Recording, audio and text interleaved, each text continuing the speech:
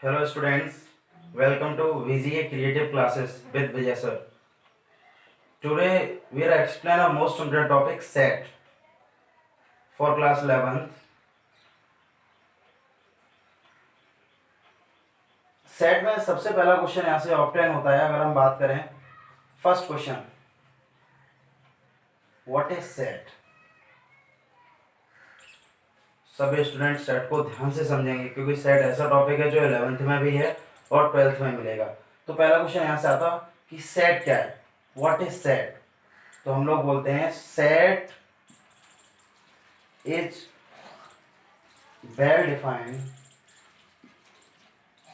well defined collection of object।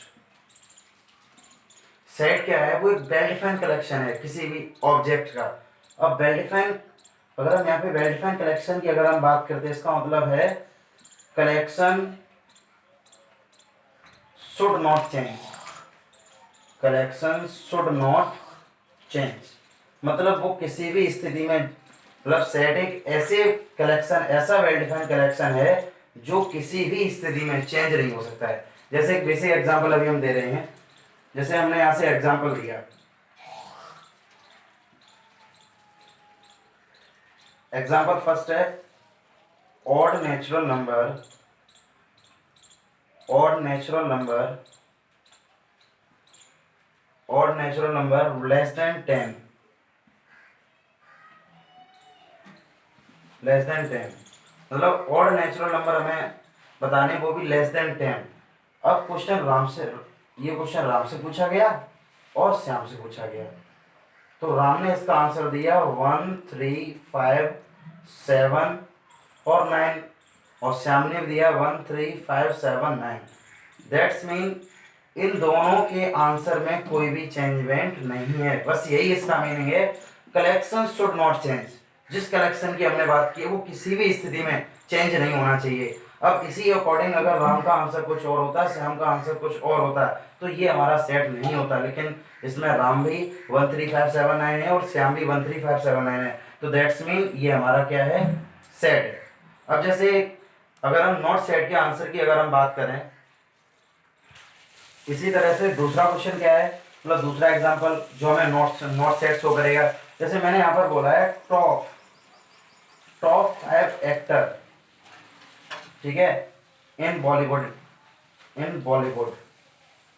ठीक है, बॉलीवुड की मैंने बात की यहाँ पर, टॉप 5 एक्टर।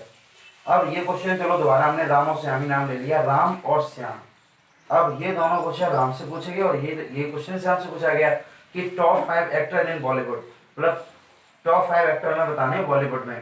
तो राम ने जो 5 एक्टर के नेम बताए हैं वो उसके डिफरेंट रहे होंगे क्योंकि उसकी चॉइस के अकॉर्डिंग वो किन्हें पसंद करता है। और श्याम ने जो अपने 5 नेम बताए हैं एक्टर के, वो उसके अकॉर्डिंग क्योंकि वो किन्हें पसंद करता है। हो सकता है ये बेस्ट फाइटिंग वाले, या हो सकता है ये बेस्ट एक्टिंग वाले, ये दोनों ही डिफरेंट चॉइसेस हैं। तो इस केस में दोनों ही आंसर कैसे होंगे, डिफरेंट होंगे।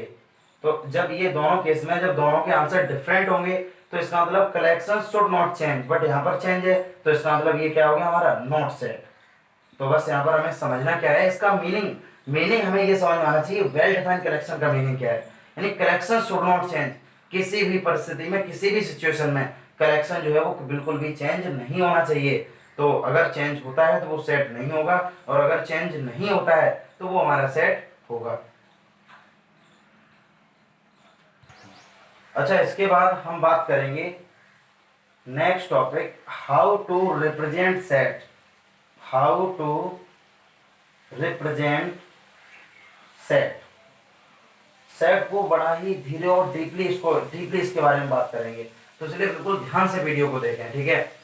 How to represent set. अभी हमने कोई भी सेट लिया है तो जैसे मैंने यहाँ पर रिप्रेजेंट कर दिया इसको 1, 3, 5, 7 और 9। अभी हमने बात की थी नेचुरल नंबर लेस देन 10। सबसे पहला रिप्रेजेंटेशन इसका ये होता है, सेट को हमेशा हम करली ब्रैकेट में रिप्रेजेंट करेंगे। रिप्रेजेंट इन करली ब्रैकेट, ऑलवेज रिप्रेजेंट इन करली ब्रैकेट। सेट के अंदर जितने भी एलिमेंट होंगे उनको हम कॉमा से लिखेंगे, ठीक है। All the elements right in commas. अब सेट के प्रत्येक एलिमेंट्स को हम बोलते हैं इसको हम बोलेंगे मेंबर ऑफ सेट, या हम बोलेंगे इसको एलिमेंट ऑफ सेट। पहले हम कुछ भी बोल सकते हैं यहाँ पर, चाहे हम मेंबर बोल सकते हैं क्योंकि जो इसमें लाई करेगा वो मेंबर भी होगा और यहाँ पर उसका एलिमेंट भी होगा। अब इसी तरह से सेट को लिखने के, सेट को अगर हम रिप्रेजेंट करेंगे तो उसके हमारे पास दो मेथड हैं। Set can be represented in two methods. Set can be represented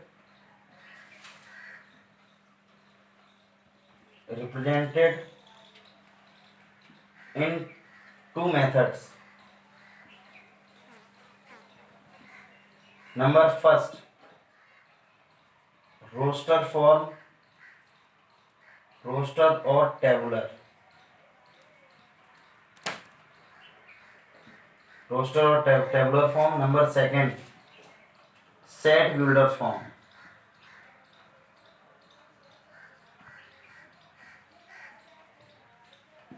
set builder form. देखो रोस्टर फॉर्म का मीनिंग यहाँ पर क्या है, रोस्टर फॉर्म और टेबुलर फॉर्म। रोस्टर फॉर्म का मीनिंग यहाँ पर है जितने भी एलिमेंट हैं वो सभी हमें दिखाई देंगे, शो होंगे, तो उसको हम बोलेंगे रोस्टर फॉर्म। अब set builder form, set builder form वो होती है जितने भी एलिमेंट शो होते हैं, जितने भी एलिमेंट हमारे शो होते हैं रोस्टर फॉर्म में, उसको जो फॉर्म डिफाइन करती है, उसको जो परिभाषित करती है, उसको हम लोग बोलते हैं सेट बिल्डर फॉर्म। दोबारा से एक बार इसको समझ लो। रोस्टर फॉर्म क्या होती है, रोस्टर फॉर्म में जितने भी एलिमेंट होते हैं वो सभी हमें दिखाई देते हैं, और जो एलिमेंट हमें दिखाई देते हैं उनको जो डिफाइन करती है उसको हम लोग बोलते हैं सेट बिल्डर फॉर्म। अभी हम इसको लिखना भी सिखाएंगे। अच्छा, तो नंबर फर्स्ट हम बात करेंगे यहाँ पर रोस्टर फॉर्म, रोस्टर और tabular form. A is equal to 1, 3, 5, 7 और 9। देखो समझने के लिए हम पुराना ही एग्जांपल लेंगे, अभी उसी के बारे में हम बात करेंगे। सबसे पहले ये तुम्हें पता होना चाहिए, सेट को हम रिप्रेजेंट करते हैं या सेट जिसको डिफाइन करता है इज ऑलवेज कैपिटल लेटर। ये हमेशा कैसे लेटर में होता है, कैपिटल लेटर में, ठीक है। अब जितने भी एलिमेंट हैं इसमें शो हो रहे हैं, तो इसका मतलब ये है 1, 3, 5, 7, 9, ये हमारी हो गई है रोस्टर फॉर्म।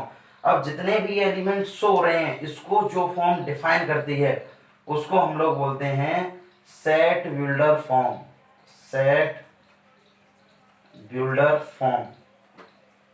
जैसे यहां पर लिखा हुआ है A इज इक्वल टू, अब यहां पर देखो 1, 3, 5, 7, 9। अब हमने बोला था नंबर नेचुरल, जो नेचुरल नंबर थे लेस देन किससे हैं, 10 से लेस देन है, तो हम लिखेंगे x रिप्रेजेंट किसको कर रहा है, x is a natural number, is a natural number less than 10, less than 10। तो यानी कि इन जितने भी एलिमेंट शो हो रहे हैं इसको ये डिफाइन कर रही है। एक जो x है वो हमारा एक ऐसा नेचुरल नंबर है जो 10 से कम है, मतलब x हमारे ये जितने भी नेचुरल नंबर वो सभी कैसे हैं। अब दूसरी बात ये है, अब जब नेचुरल नंबर की बात की है लेस देन 10, तो यहाँ पर नेचुरल ऑड नंबर, जो ये जितने नंबर हमने रिप्रेजेंट किए हैं ये सभी ऑड नंबर हैं लेस देन 10। तो x such that x is a natural odd number, ठीक है, natural odd numbers less than 10, यानी जितने नंबर हमारे शो हो रहे हैं उसको जो उसको फॉर्म डिफाइन करती है उसको हम बोलते हैं सेट बिल्डर फॉर्म। काफी क्वेश्चन अटेम्प्ट करेंगे, जो भी इसके डाउट हैं सभी को अच्छे तरह से क्लियर करेंगे, ठीक है। अच्छा, तो हमने रोस्टर और सेट बिल्डर फॉर्म दोनों ही बता दिए। कुछ रोस्टर फॉर्म के बारे में दो पॉइंट हैं जो पता होने चाहिए, ठीक है। रोस्टर फॉर्म, रोस्टर फॉर्म, ठीक है, या हम लोग बोल सकते हैं टेबुलर फॉर्म, टेबुलर फॉर्म, इनके बारे में दो बातें हमें पता होनी चाहिए। सबसे पहली बात ये है कि कोई भी एक सेट है उसके अंदर इंग्लिश अल्फाबेट में जितने भी हम लेटर लिखेंगे, ठीक है, वो सभी कैसे होने चाहिए, स्मॉल लेटर होने चाहिए, A E I O U, ये हमारे वॉवेल्स हैं। तो हमने यहाँ पर ही बताया जितने भी एलिमेंट्स ऑफ सेट होंगे या मेंबर्स ऑफ सेट होंगे इंग्लिश अल्फाबेट में, उसके अंदर हम रिप्रेजेंट करेंगे हमेशा स्मॉल लेटर में। क्लियर है ना, ये तो पहला पॉइंट हो गया, always represented small letter. Number second क्या है, नंबर सेकंड है यहाँ से in tabular form, in tabular form elements of set, elements of set are not repeated, are not repeated. Example इसका हम देते हैं यहाँ पर, जैसे मैंने यहाँ पर बोला है a curly bracket x such that x is a letter of school, is a letter of school. एक ऐसा सेट है जिसमें स्कूल के सभी लेटर आएंगे, तो हमने इसको टेबुलर फॉर्म में लिखा है एस सी एच ओ और एल, ये हो गया। ठीक है, रिप्रेजेंटेशन इसका क्या है, यहाँ पर 2 बार ओ आया लेकिन हमने एक ही बार लिखा है, तो हमने बोला है सेट में रिपीटेशन अलाउड नहीं है, बिल्कुल भी नॉट रिपीटेड, यानी बोला गया in tabular form elements of set are not repeated. Tabular form में जितने भी एलिमेंट्स अगर एक से ज्यादा बार एलिमेंट अगर आ रहे तो उनको हम रिपीट नहीं करेंगे। अब कुछ स्टूडेंट के क्वेश्चन ये भी होंगे कि सर अभी आपने मना किया था कि जितने इंग्लिश अल्फाबेट होते हैं वो सभी हम स्मॉल लेटर में लिखते हैं, लेकिन यहाँ कैपिटल क्यों लिख दिया? तो ये समझ लो, यहाँ पर मैंने वर्ड दिया था कैपिटल में, अगर यहाँ पर हम स्मॉल में भी अगर रिप्रेजेंट करेंगे वो भी गलत नहीं होगा, लेकिन यहाँ पर पहले से वर्ड हमारा कैपिटल में, इसलिए इसका प्रत्येक जो अक्षर है वो हमारा एलिमेंट है, तो एलिमेंट जैसा दिया गया वैसा ही हमने यहाँ पर शो कर दिया। सेट का केवल आज हमने इंट्रोडक्शन वीडियो, केवल इस वीडियो में केवल सेट का लेक्चर फर्स्ट में केवल इंट्रोडक्शन है पूरा। ठीक है, तो ध्यान से समझ लो, अगर ये सेट क्लियर हो गया तो एनसीईआरटी के जितने भी क्वेश्चन हैं सभी अटेम्प्ट कराएंगे और एडिशनल क्वेश्चन भी देंगे। इसी तरह से अब एक हमारा कंसेप्ट आता है, कंसेप्ट ऑफ बिलोंग्स टू, ठीक है, जिसको हम लोग रिप्रेजेंट करते हैं इस साइन से। ठीक है, अब ये कैसा, जैसे मैंने यहाँ पर लिखा ए कोई सेट है 1 2 3 4 5 और 6, ये इसके एलिमेंट्स हैं। अब हमने यहाँ पर बोला 1 है वो सेट ए में लाई कर रहा है, यानी सेट ए में बिलोंग कर रहा है, तो ये बिलोंग का साइन हो गया, यानी इसको हम बोल सकते हैं 1 बिलोंग्स टू ए या 3 बिलोंग्स टू ए। लेकिन यहाँ पर अगर 7 लिख दें तो 7 डज नॉट बिलोंग्स टू ए, तो यानी ये वाला साइन जो तुम्हारा है वो साइन यहाँ पर करेगा बिलोंग्स टू, और ये वाला यहाँ पर आ जाएगा डज नॉट बिलोंग्स टू। ये छोटे छोटे जो भी कंसेप्ट हैं ये सभी आने चाहिए, डज नॉट बिलोंग्स टू। ठीक है, अच्छा, तो इसका लास्ट कंसेप्ट है उसको भी एक बार हम देख लेते हैं, लास्ट टॉपिक रह गया है। हालांकि एक आध दो टॉपिक जैसे हमारे पावर सेट है इसको भी हम बाद में डिफाइन करेंगे, लेकिन इंट्रोडक्शन में भी केवल अब हमारे पास जो सेट रह गए हैं वो मैथमेटिकल सेट। अब मैथमेटिकल सेट डिफाइन करेंगे, तो ये डिफाइन करने से पहले हमें रियल नंबर्स के बारे में पता होना चाहिए। क्लास 10th में हम लोगों ने पढ़ा था real number is a group of rational and irrational. ठीक है, तो इसको थोड़ा डिफरेंट वे से हम क्लासीफाई करेंगे। रियल नंबर्स को अगर हम क्लासीफाई करें, इसको अगर हम डिवाइड करें तो 2 कैटेगरी से डिवाइड कर सकते हैं। पहला विद डेसिमल और दूसरा विदाउट डेसिमल। अब जब हम विद डेसिमल की बात करेंगे तो विद डेसिमल में हमारे पास 2 केस जनरेट होंगे, चाहो तो यहाँ से 3 केस को हम जनरेट कर सकते हैं। पहला केस हमारा यहाँ से आएगा टर्मिनेटिंग, और दूसरा केस यहाँ से आएगा नॉट टर्मिनेटिंग,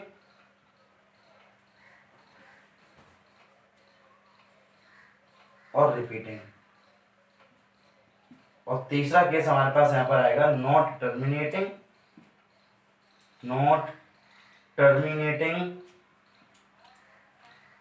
और नॉट रिपीटिंग।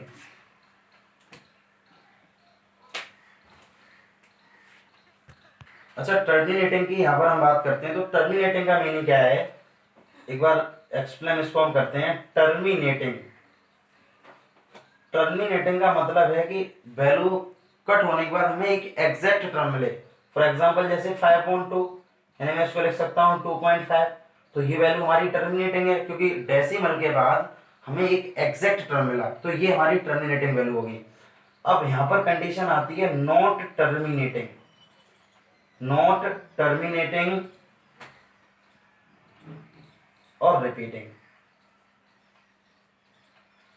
जैसे एक एग्जांपल हमने दिया 10/3, जब हम इसको कट करेंगे तो ये हो जाएगा 3.333, मतलब इस कैटेगरी से। तो इसमें क्या है, इसमें हमें एग्जैक्ट टर्म नहीं मिला है, लेकिन वैल्यू हमारी क्या हो रही है, यहाँ पर रिपीट हो रही है। तो इन्हीं नंबर्स को हम क्या बोलते हैं, रेशनल नंबर बोलते हैं। ठीक है, ये जो नंबर हमारे होते हैं वो रेशनल नंबर। अब लास्ट केस हमारा रह गया है नॉट टर्मिनेटिंग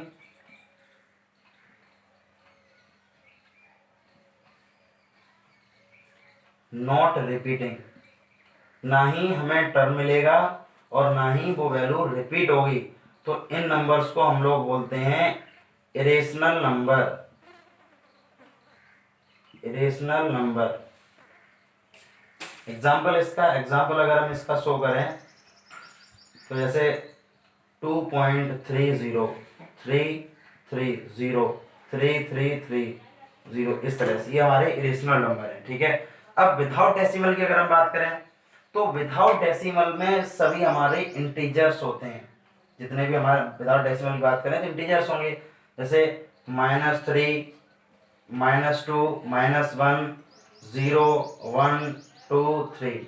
ठीक है, इधर प्लस इनफाइनाइट और इधर नेगेटिव इनफाइनाइट, ये सभी हमारे क्या हैं, ठीक है, इंटीजर्स हैं। तो समझ में आना चाहिए real number can be classified in 2 categories, with decimal and without decimal.